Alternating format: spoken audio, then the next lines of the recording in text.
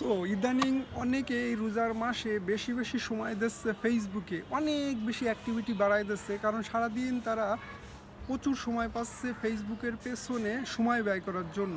So next মান্থে কিন্তু এর ফলাফল পাওয়া যাবে, বা আপনি এই মাসে যদি অ্যাক্টিভিটি অনেক বাড়ায় দেন, পরবর্তী মাসে আপনার কি সমস্যা হতে পারে, বা এই মাসে আপনি কতটুকু অ্যাক্টিভ থাকলে আপনার উপকার, আর নেক্সট মান্থে কতটুকু অ্যাক্টিভ থাকলে আপনার উপকার, সেটা নিয়ে আলোচনা করব। সো ভিডিওটা প্রথম থেকে শেষ পর্যন্ত দেখুন, আশা করা যায় এখান থেকে কিছু শিখতে পারবেন। সো প্রথমে বলে রাখি যে আমরা যখনই প্রচুর সময় পাই, আমরা ফেসবুকে সেই সময়টা ব্যয় করার চেষ্টা করি। অর্থাৎ ফেসবুকে আমরা প্রচুর সময় দিয়ে আমরা মনে করি যত বেশি অ্যাক্টিভ তত বেশি ফায়দা, ঠিক আছে?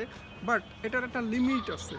ধরুন আপনি এই রোজার মাসে আপনি 7-8 ঘন্টা সময় দিচ্ছেন, প্রতিদিন আপনি 7-8 ঘন্টা এভারেজ সময় দিচ্ছেন, যার কারণে আপনার রিচ এঙ্গেজমেন্ট অনেক বেশি বৃদ্ধি পাচ্ছে, ঠিক আছে? কিন্তু নেক্সট মান্থে কি আপনি এই সময়টা ব্যয় করতে পারবেন কি না, সেটাও কিন্তু আপনার খেয়াল রাখতে হবে। ধরুন আপনি এই মাসে অনেক বেশি অ্যাক্টিভিটি বাড়ায় দিয়ে, অনেক বেশি কষ্ট করে, অনেক সময় ব্যয় করে, অনেকদের নতুন নতুন বাসায় যেয়ে অনেক পরিমাণ ভিডিও আপনি দেখেছেন। আপনি অন্য মাসে ধরেন 50 বা 100টা ভিডিও দেখেন, এই মাসে আপনি 200-300 ভিডিও দেখতেছেন আর সুন্দর সুন্দর গঠনমূলক কমেন্টস করতেছেন। এতে আপনার প্রচুর পরিমাণ রিচ পাচ্ছেন, আপনি প্রচুর পরিমাণ এঙ্গেজমেন্ট পাচ্ছেন। এই মাসে প্রচুর পরিমাণ আপনি দেখবেন অলরেডি বৃদ্ধি পাচ্ছে, যারা প্রচুর সময় দিচ্ছেন তারা।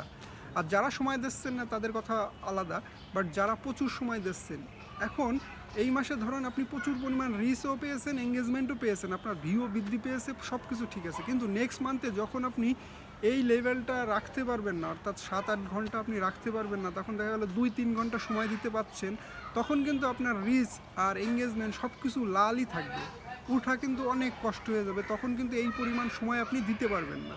সো আমি এখন বলি যে আপনি একটা লিমিটেড টাইম করুন, যেটা যেন সবসময় একই টাইমে আপনি সময় দিতে পারেন। আপনি এই যে এটা প্রচুর সময় পাচ্ছেন বলে যে প্রচুর সময় দিতে হবে এমন কিন্তু নয়, আপনার এভারেজ টাইম মেনটেন করতে হবে। আপনি নেক্সট মান্থে কি এই 7 ঘন্টা দিতে পারবেন কি না প্রত্যেক দিন, সেটা ভাবুন।